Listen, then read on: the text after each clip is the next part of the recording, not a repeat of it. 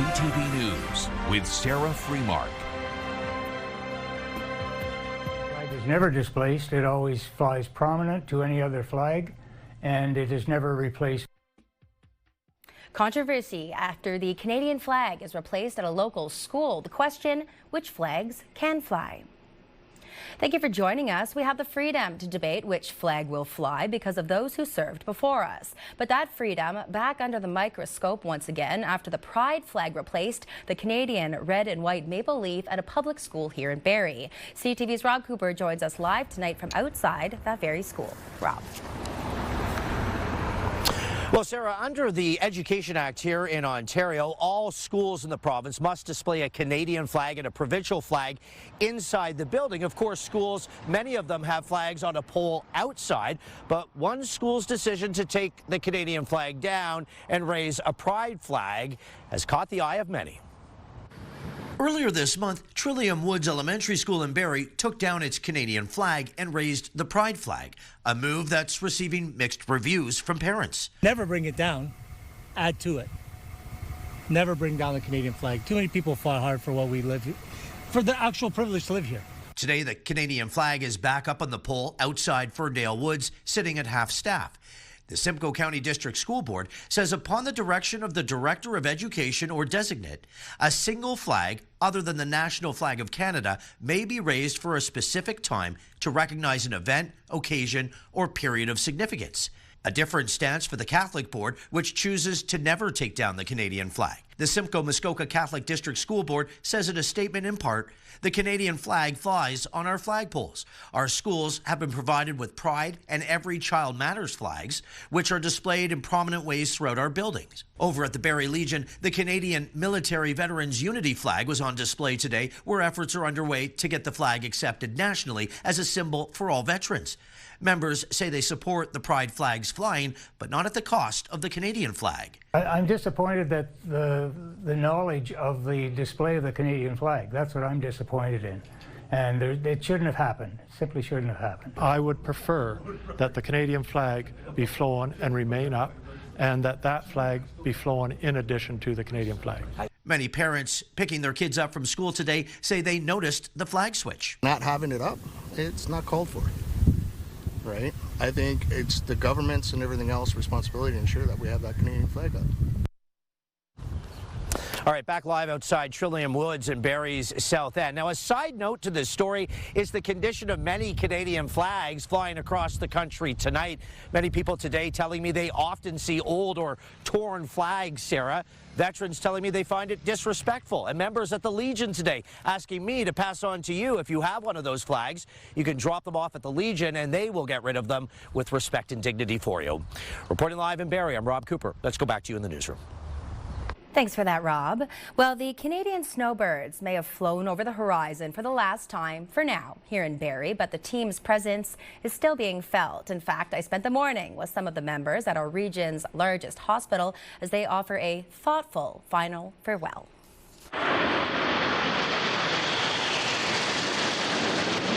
It all looks so small from above.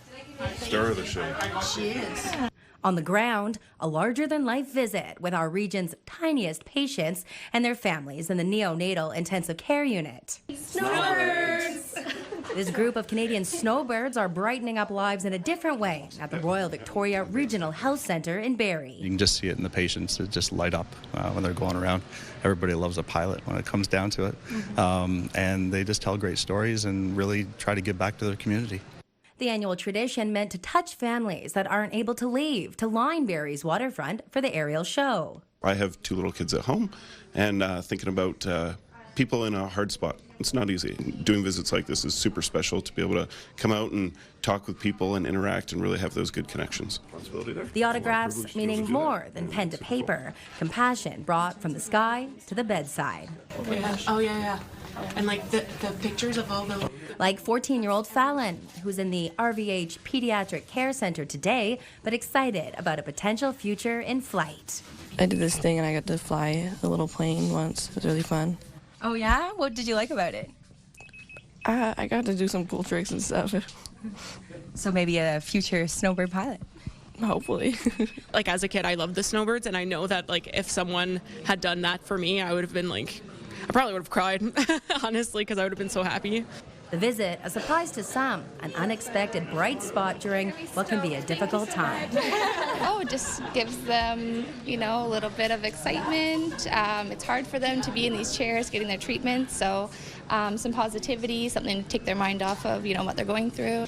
Can I give you a pin, sir? You certainly can. Yeah. My grandson is going to go crazy.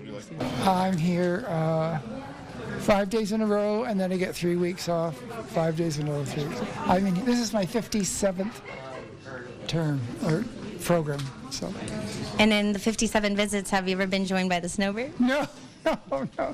Special day.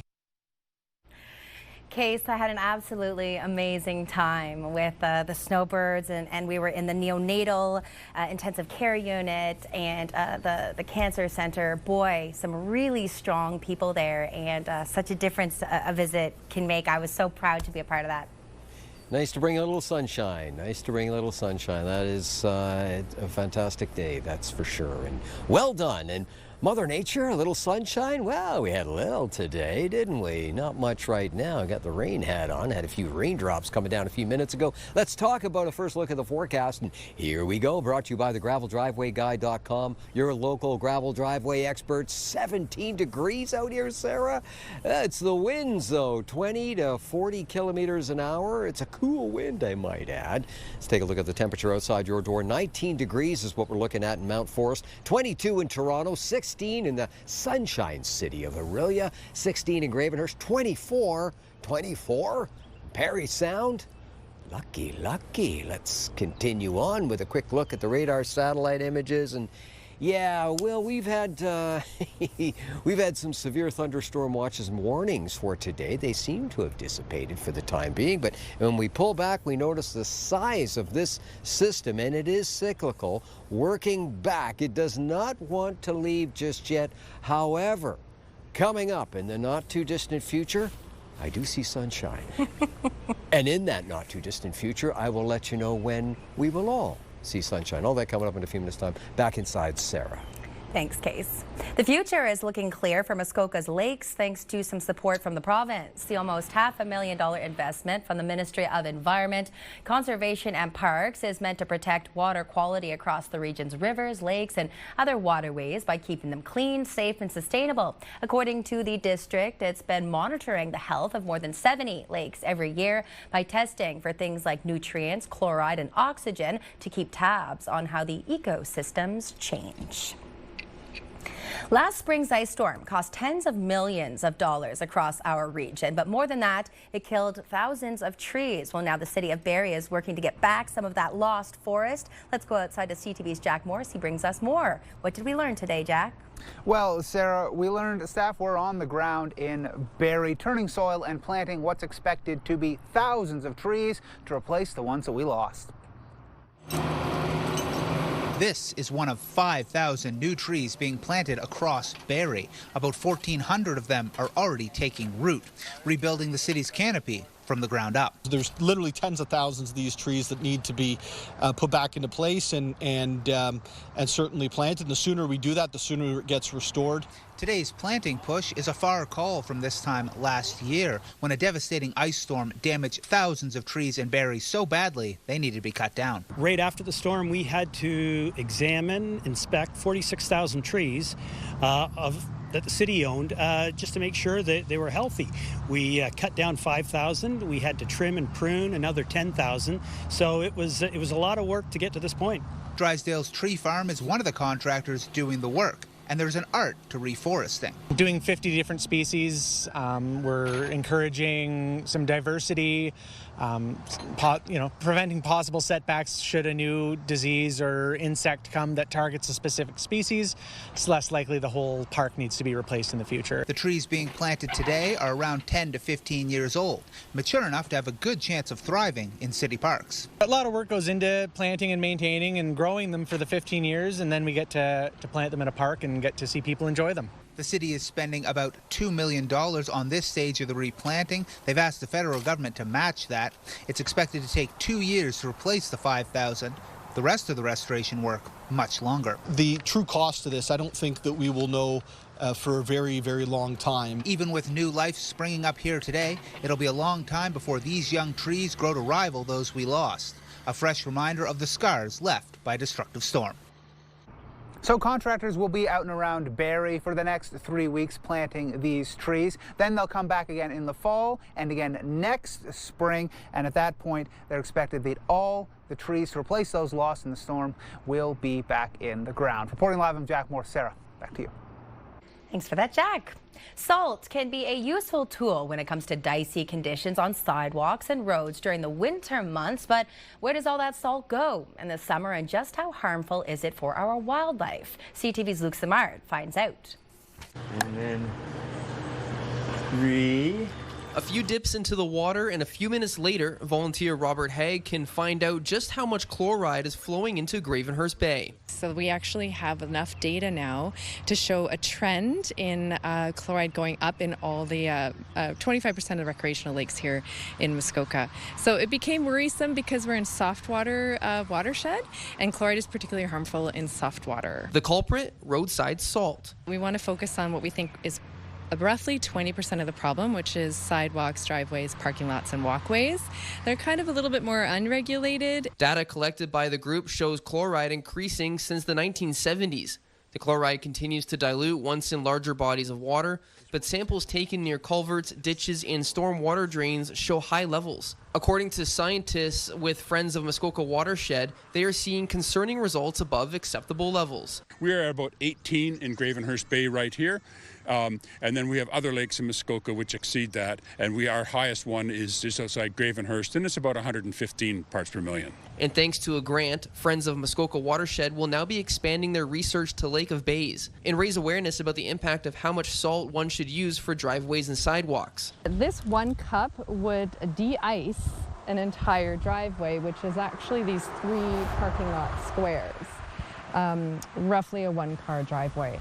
And that's all you should require to de-ice a whole area. So often we see more than that going out. The District of Muskoka used 5,000 tons of salt last year and are keeping a close eye when it comes to just how much salt is being put on the roads. We use the 3 R's, so the right place, the right time with the right quantity. And really that's based on our patrols. We look at where we need to apply salt, but also make sure that we're measuring the quantity. So for those interested in sampling water for chloride, you can order your own kit from Water Rangers. You can find the link to that on our website.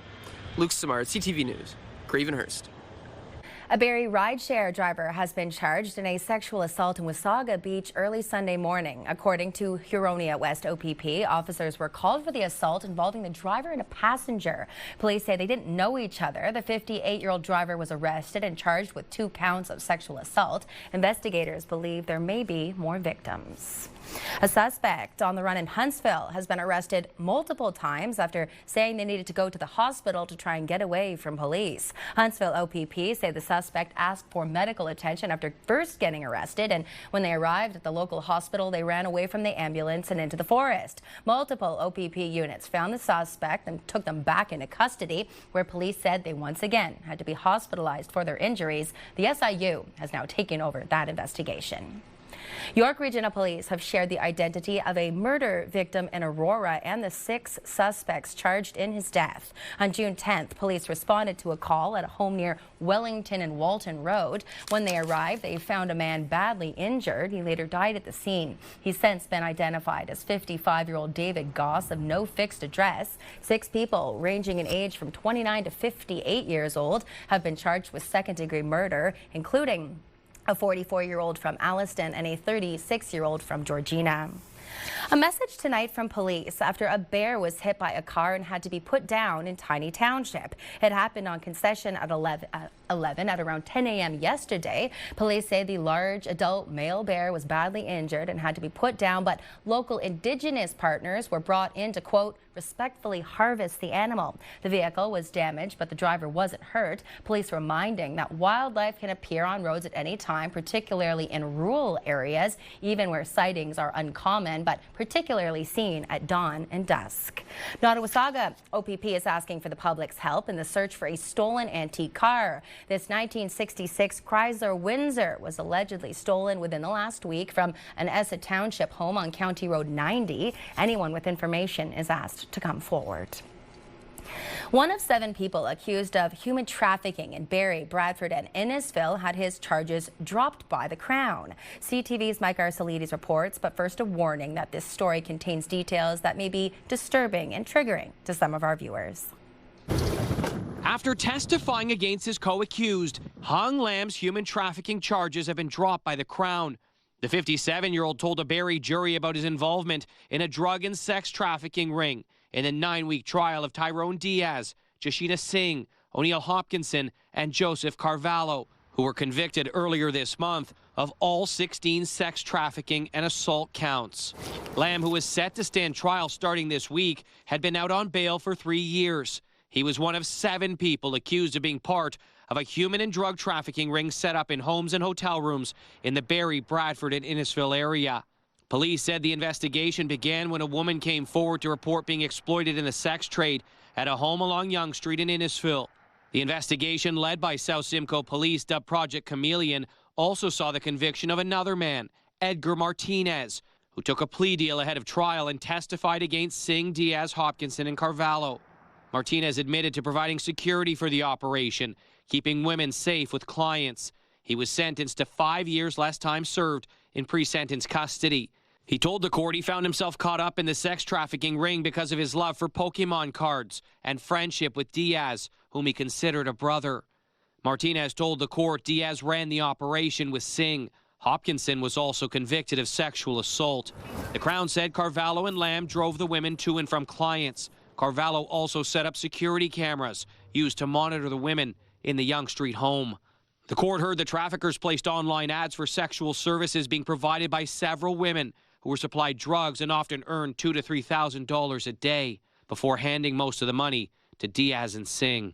Hopkinson's sentencing hearing is scheduled to begin in August. His co-accused return to court later this week. Mike Arcelides, CTV News, Barrie.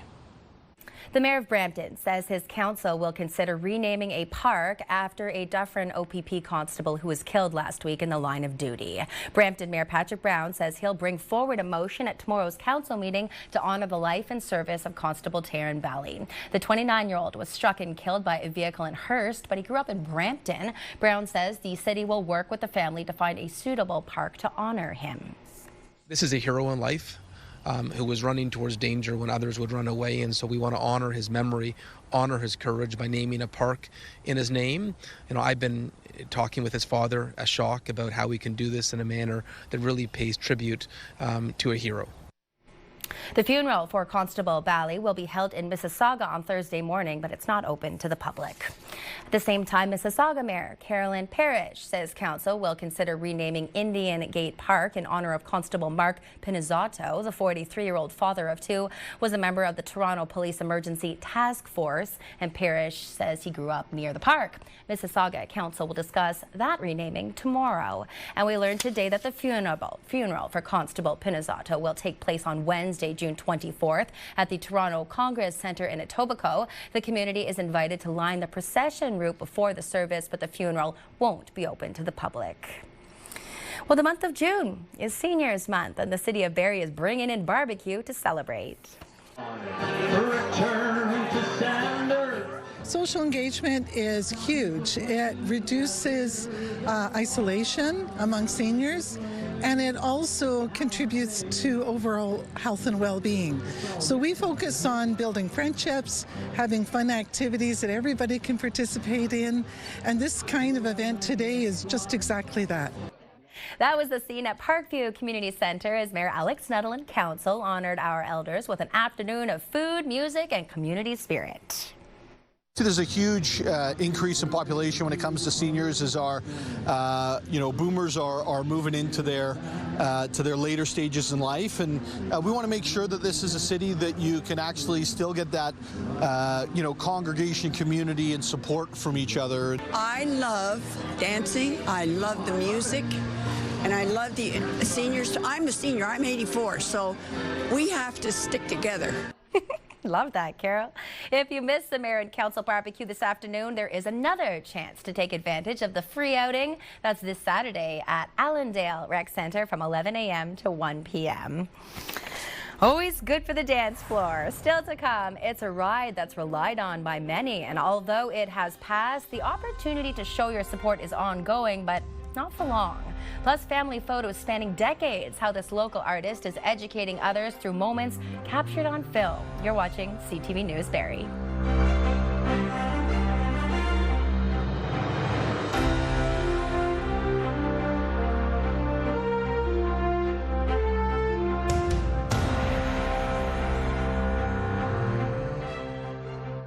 I'm with Mark Moffat, Moffat's Mazda. Mark, thank you very much. I decided I'm going to buy a car. Number of things to consider, obviously finance one of them, but how do I ensure I get the right car for me?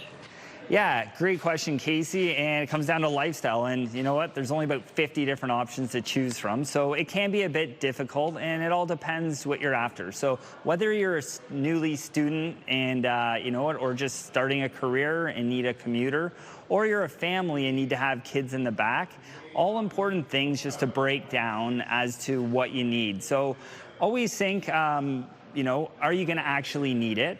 So whether you need that 7-seater, the 5-seater, whether, if you're commuting, it's got to be great on gas, you want it to be reliable, and of course, you want it to be safe.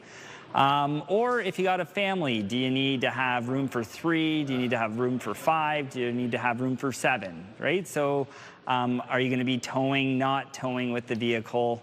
All things to just consider, but most importantly, don't always think about today. You want to plan for the future, what you might need, down the road. So space is a lot, and, the bigger you usually go on the vehicle, the more expensive it gets. So just want you to keep that in mind. Logical decisions. Thank you very much, Mark Moffat. Thanks, Casey.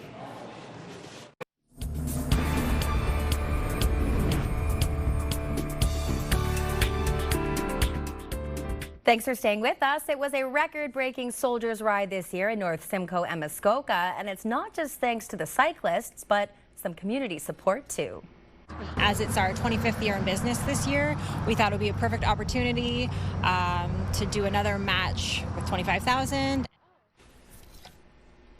Those are the Sumeric sisters from McGregor on the Water, which matched donations, pushing the total to $240,000, the highest fundraising total to date. The event gave riders from every background the chance to roll through the region for 30, 50, or 100 kilometers, all to support Aurelia Soldiers Memorial Hospital.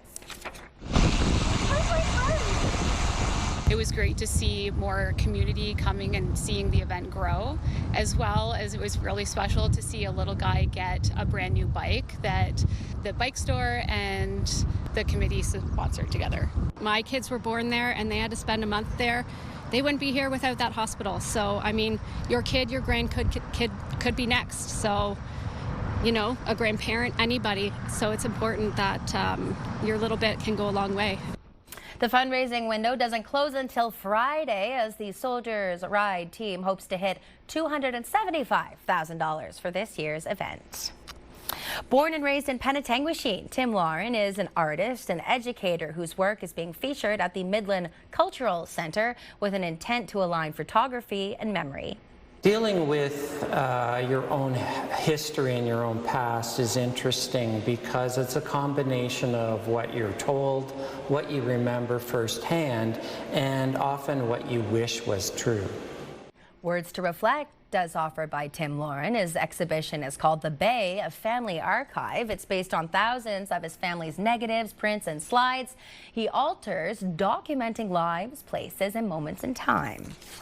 I hope that people can approach the work with their own ideas and their own stories and layer them on top of what I've presented. And that's why I've left some of these images somewhat unresolved, so that they can put their own experience on top of it and create new works themselves.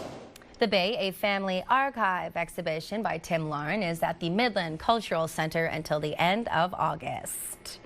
And it is just about time to sink your teeth into a fresh, juicy Ontario strawberry. The sweet and tasty summer tradition is almost upon us, and growers such as Fernwood Farms are preparing for their strawberry picking season to begin. You're right off the start. I thought that the strawberry season was going to start possibly 5 to 10 days a little later because it was such a cold and wet spring, very delayed spring and planting and everything else that we do outside on the farm. But it turns out strawberries are still going to be here for Father's Day weekend. This year compared to last year, things are looking really good. The long range forecast is a little on the cool side, cool nights, cool days. That really helps strawberries because they're so perishable. So they're just going to ripen up at a nice slow pace. We've had some good timely rains also, and with this cooler weather, just bringing them on nice and easy. Turns out it's going to be a good crop after all. Fernwood Farms in Stayner is planning to open on Wednesday. Well, despite the afternoon rain, the Barrie Police held their annual law enforcement torch run in support of Special Olympics Ontario. The nearly 50 participants include walkers and runners from the service, Special Olympics Barrie, and even some Innisdale students that tagged along. The torch run is the largest public awareness vehicle and fundraiser for the Special Olympics. It allows athletes of all abilities the platform to play the sport that they love. If you have a summer event coming up, please do share it with us, because we love to dedicate a portion of our CTV broadcast to supporting local. The way to do that, go to our site, ctvnews.ca/Barrie, or scan the QR code on your screen. Still to come, safe drinking water. The discussion continues as new legislation has been introduced by the Carney Liberals, but some feel it falls short of recognizing water as a human right. Details on that, but first let's head outside. Cases in the Garden. A little earlier today, we had severe thunderstorm watches and warnings, and we might have them later on this evening. And maybe the day after that, and maybe the day after that. And now our weather watcher. Let's take a look right now. Maya says, I'm a huge Beatles fan. My favorite song, We All Live in a Yellow Rowboat. I love it. You're watching CTV News Barrie.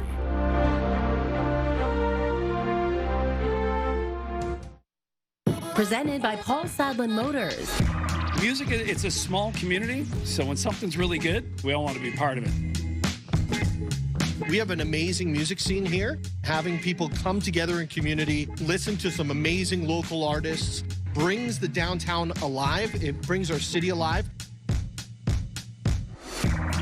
Troubadour Festival 2026 is going to be off the hook. Road Hammers, got the Watchmen, Bahamas. It's going to be great. Hi, we're Martin and Steph. From Bounce 1041. And this week on the show, we're giving away tickets to Black Crows and Whiskey Jam on July 21st. So make sure you're listening Monday to Friday from 5:30 to 10 for your chance to win. Picture this. Brought to you by Bounce 1041 and Pure Country 106.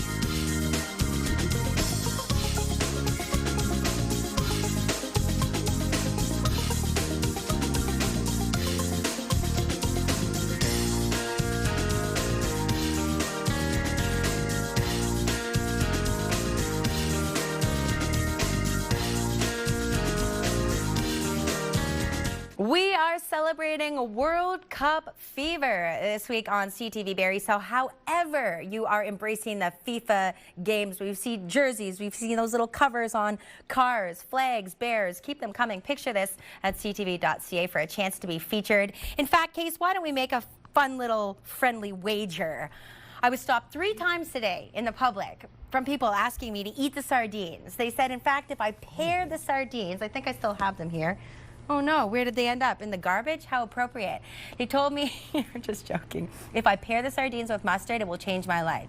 So if we get more FIFA World Cup submissions, the sardines will be eaten. Bring it on. Bring it on. Bring on the dunes. A Dune Fest. A FIFA Dune Fest. A Dune Fest because of FIFA. I love it. Love it. Sounds good, doesn't it? As far as the forecast goes, do we love that too? Well, you be the judge of that. Let's get into it. Yes, with an umbrella and maybe a rain hat and a whole bunch of other precautions. Let's take a look at the temperature outside your door as we speak. Okay, 19 degrees. Looks like 19 in Mount Forest, 14 in Newmarket, 18 in Alliston, 14 in the Sunshine City of Orillia, 23 in Parry Sound, 22 in the big smoke called Toronto. This is the almanac for today, 22 and 8. Yeah, a little cooler than normal. A record 31.5 degrees back in 1979 and record low 3.3 way back in 1950. Sunrise, 5:34, sunset, 9:05, 15 hours, 31 minutes of daylight. Roll that forecast radar, if you would please, Adam, because we want to see some colors, and you're going to see some colors in the it's rain. That's what's coming down in varying amounts, I might add, and there is certainly a strong possibility of thunder boomer activity right throughout our region. Let's break it down, take a look. And this is the southern tip of Georgian Bay Lake, Simcoe. Overnight temperatures 13 and 15 degrees. We are looking at a slight chance of more shower activity this evening under predominantly cloudy skies. Tomorrow, well, there is some sunshine. We are looking at some sunshine, but there is also a chance of a shower and or a thunderstorm to basically start the day. This is Orangeville, Bradford, Georgina, Newmarket, Richmond Hill, 13 degrees overnight. Very good chance of some showers and or a thunderstorm this evening. And then for tomorrow, 20 and 22 degrees, mainly cloudy skies, slight chance of a little rainfall in that particular area, in your particular area. How about Parry Sound, Huntsville, Bracebridge, Gravenhurst, Haliburton? Well, overnight we are looking at a strong chance of some thunderstorm activity. 12 degrees is our overnight low. And then for tomorrow, mainly cloudy skies, a 40% chance of more shower and thunderstorm activity. Temperatures ranging from 18, 20, 21 degrees. That's tonight and tomorrow. More rain, you say? Yes, it can be found in the Diamond and Diamond Lawyers 5-day extended forecast. And let's get to it, because there's Thursday waiting for us, and it looks like a bit of a soaker. Yes, it does. 22 degrees and rain on Thursday. Friday, well, there's a 40% chance of rain coming down. 21, so yeah, we're on the cool side as well. And then Saturday arrives, a little peak of sunshine for you, 20 degrees. And then Father's Day, why? Hello, Father's Day. Sun and cloud and 22 degrees for Dad. This is the 5-day extended forecast. York Region, have a look. At this point, Thursday looks gray and wet, 23. Friday, there's a smidget of sunshine. I love that word. 30% chance of a shower, and 23 degrees, holding on 23 on Saturday as well, with peaks of sunshine and 23 degrees. Oh, Father's Day, there it is, sun and cloud. Lovely, lovely for Dad. And the 5-day extended forecast, Muskoka, Parry Sound, Haliburton, have a look. And as we have a look, it looks like, yeah, Thursday and Friday, cloud-filled. Showers on Thursday, 20 degrees, 19 on the Friday, 40% chance of shower activity, 40% chance again on the Saturday. And, oh, look at that, Father's Day, sun and cloud, and 21 degrees. That is, in fact, forecast to be the nicest day of the week. Imagine that, Sarah. Some First Nations have been waiting for decades for safe drinking water, but new legislation introduced by the Liberal government, some say, falls short of recognizing it as a human right. CTV's Judy Chen reports on why this matters to Indigenous communities. An act respecting water. The Liberal government tabled its new version of the First Nations Clean Water Act. We can all agree that everyone should have access to clean, safe drinking water. On reserves like Niskanjaga, people have had to boil water to make it safe to use since 1995. In Kasheshawan, families were evacuated after sewage leaked into the drinking water. Currently, 38 First Nations are under long-term advisories. The Liberals, under former Prime Minister Justin Trudeau, set a deadline to fix the problem and missed it. We will end all long-term drinking water advisories on reserves by 2021. 11 years ago, this Liberal government said they would get rid of clean water, boiled water advisories within 6 years. Now it's 2026. But more than 150 long-term water advisories have been lifted since 2015. Still, the Liberals under Mark Carney have changed the language of the bill. The policy is to further the progressive realization that First Nations have a human right to safe drinking water, instead of declaring it an existing right. The previous bill was opposed by Alberta and Ontario. I'm trying to create the safest space where everybody comes to the table, works together, and commits. The Carney government's push to fast-track major projects like pipelines has set it on a collision course with some Indigenous groups. When it comes to protecting water, some feel the diluted language means less of a commitment to a basic necessity. Water is a human right. Full stop. It's been a progressive realization for many of our nations for decades.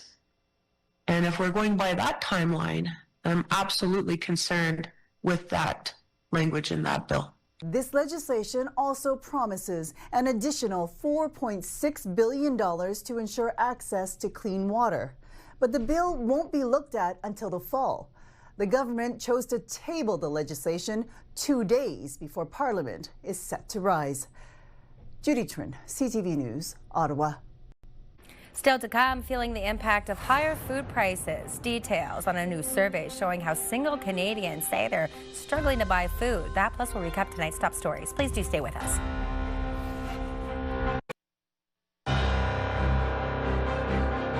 Recapping our top stories, the Barrie School has received some pushback after choosing to briefly replace the Canadian flag with the Pride flag. The Simcoe County District School Board says a single flag, other than the national flag of Canada, may be raised for only a specific amount of time. Meanwhile, a different stance for the Catholic School Board, which chooses to never take down the Canadian flag.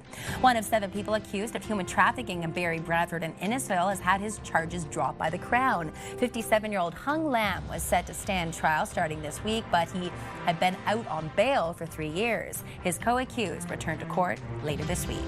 And according to scientists with salty Muskoka, they are seeing concerning results above acceptable levels in Gravenhurst Bay. But the Friends of Muskoka watershed will now be expanding their research to Lake of Bays to raise awareness about the impact of how much salt one should use for driveways and sidewalks. It's no surprise that your household's spending habits shape your grocery bill, whether you live alone or shop for 2 or more. Well, it turns out we're learning that solo dwellers are paying a price. CTV's John Vanavalley Rao looks at what's driving the cost of your cart. Rice. We bought rice because it's on sale. When it comes to affording food items, in particular for those living on their own, it can be summed up this way. It's tough.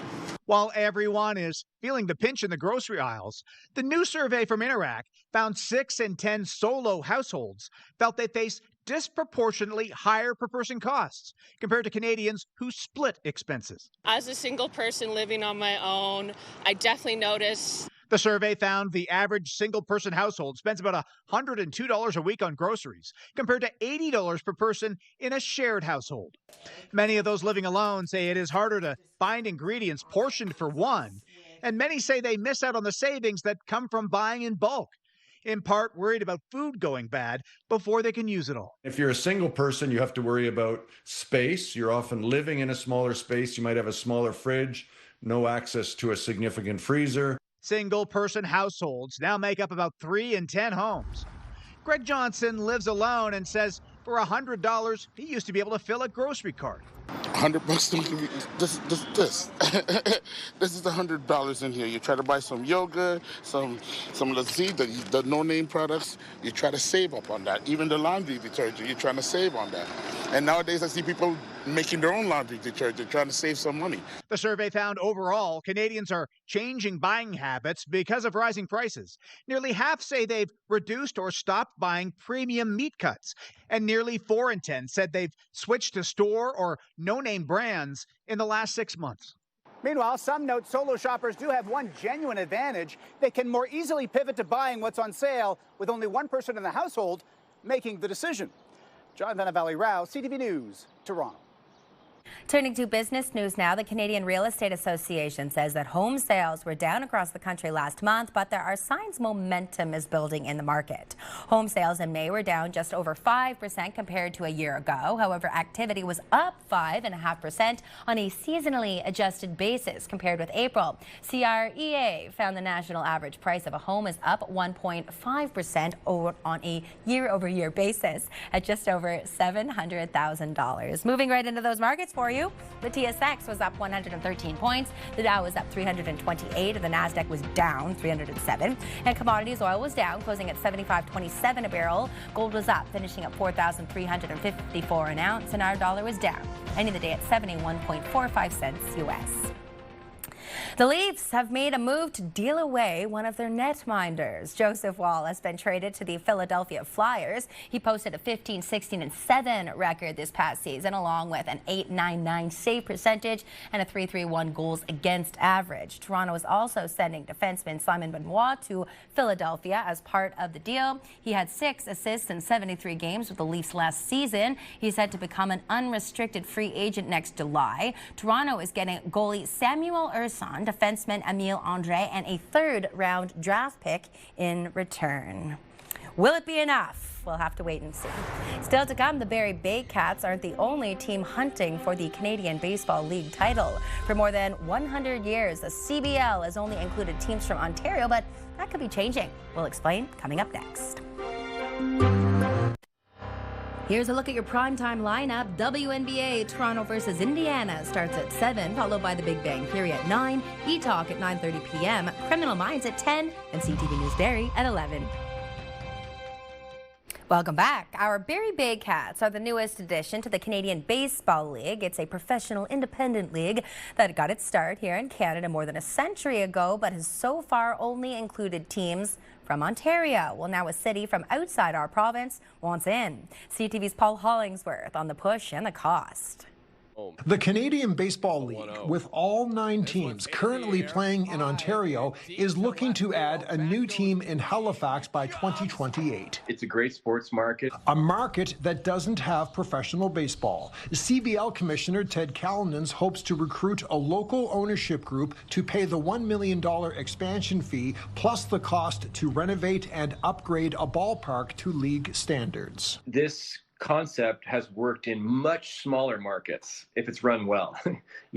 Welland has a population of 50,000 people and they're getting 3,000 out a game. So if it can succeed in that context, then it would succeed in Halifax. Baseball has deep roots in this area. There was a time when Nova Scotia had minor pro baseball teams. The Halifax and District Baseball League had teams throughout Nova Scotia in the mid-20th century. Amateur baseball executive Holly Lapierre says CBL expansion buzz comes at a time when the sport is surging in popularity. Baseball is Blue Jay popular right now in this province.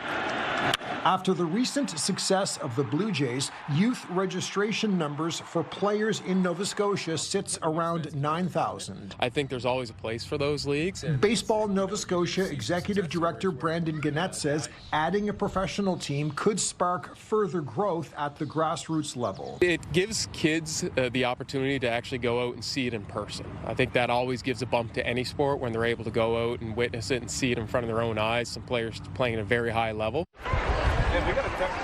Lapierre thinks the CBL in Halifax could be a success if the idea is not rushed. I would love to see them trial it maybe for a couple of summers, but the thing is, where are they going to play? Callanans says expanding a venue like this one would be required. We want it to be a minimum of 2,500 seats. For professional baseball to succeed in Nova Scotia. Paul Hollingsworth, CTV News, Halifax.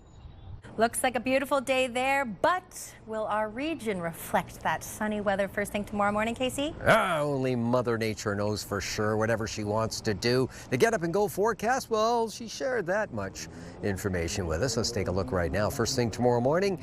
And we're going to go with mainly cloudy skies, and certainly it looks like at this point 14 degrees in Barrie, and Newmarket looks like cloudy skies and 14 degrees.